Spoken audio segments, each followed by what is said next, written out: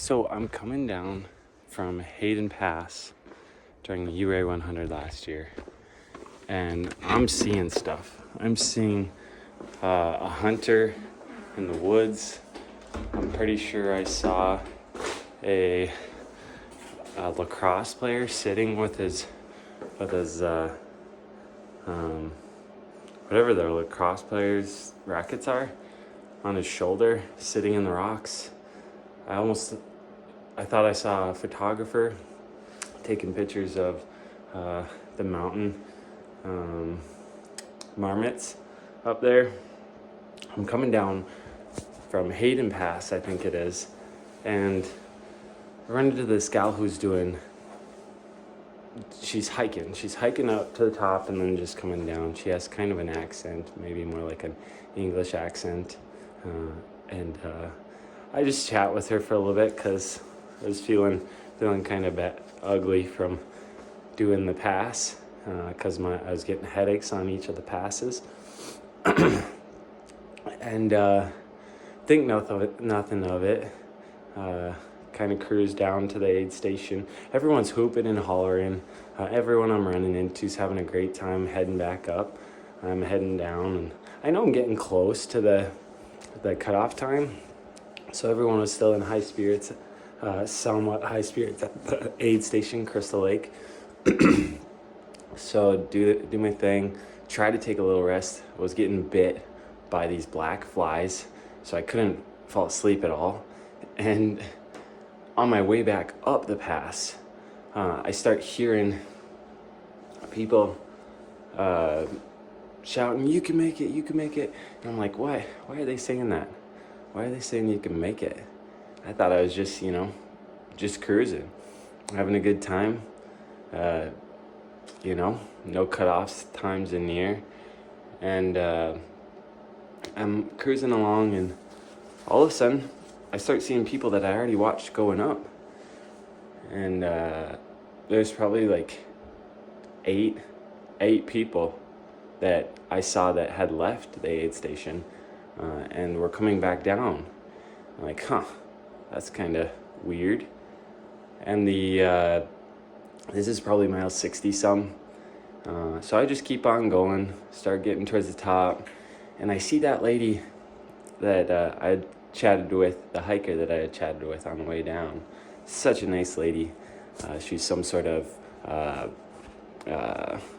our instructor or professor for a university, and she's talking how she does stuff with weather or has been in the mountains a lot and just knows the way how the weather works in the area. And I start seeing this cell, this weather cell coming towards us, and it's dark, it's ugly. And I was chatting with her, and she's like, we're talking about the lightning, because there was a lightning strike off in the distance, and it looked like it was coming this way. So I'm thinking about it, and all those people, they were not wanting to go over the pass because of this lightning, and also because that's a terrible time in the race, just struggle fest time in the race. And I'm all like hunky-dory, like, are they? Midwest guy, not knowing what's up.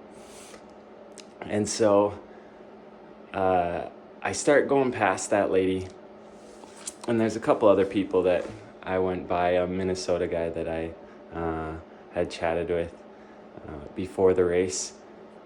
He was going down to, he wasn't going to make the cutoff.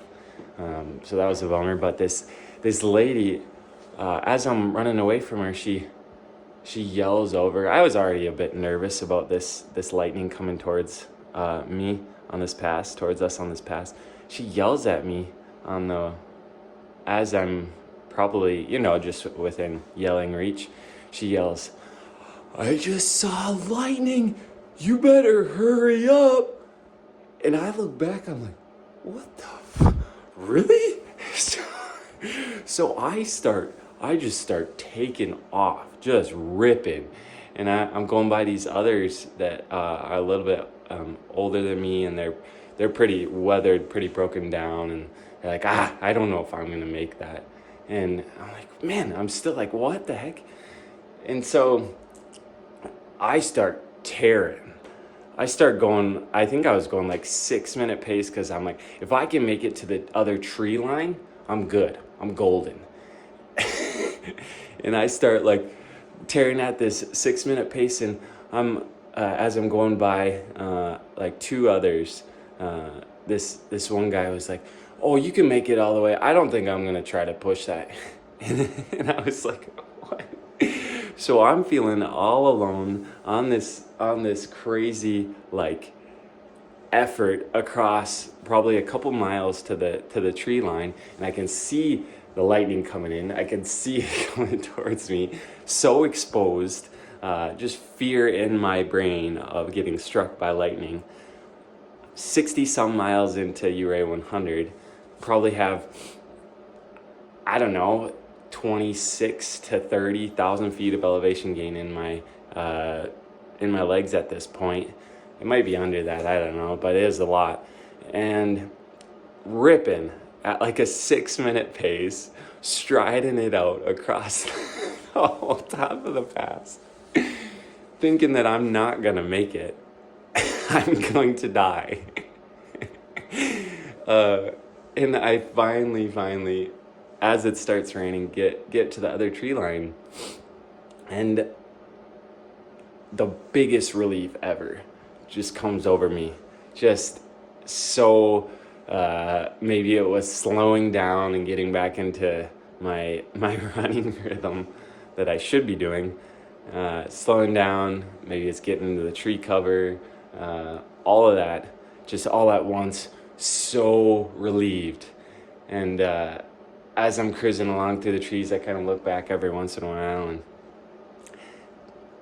the cell doesn't even get close. It just kind of peters out a little bit a ways from the mountain.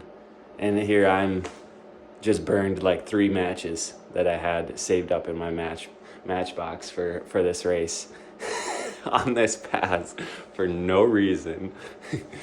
So, I mean, yes, good to be safe and try to get to that other side before the lightning would get there, but Midwesterner, not knowing the ropes a little bit with the mountains and the weather there, should have known that was just a tiny little cell that was just going to get beat up and not make it to the mountain. So,